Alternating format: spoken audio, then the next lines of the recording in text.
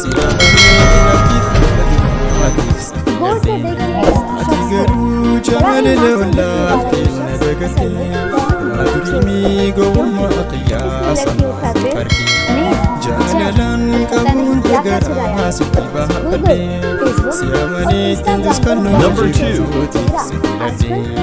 ati garu namatuna lako ile nadafati madrimi gowma qiyasa